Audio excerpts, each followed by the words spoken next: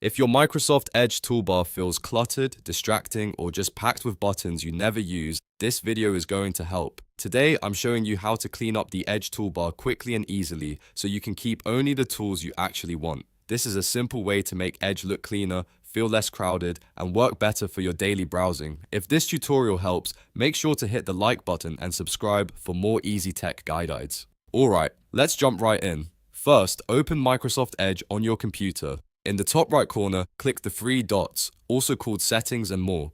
From the menu, choose Settings. Once the Settings page opens, look over to the left and click Appearance. This is where Edge keeps a lot of the visual and toolbar customization options. Now scroll down until you find the Customize Toolbar section.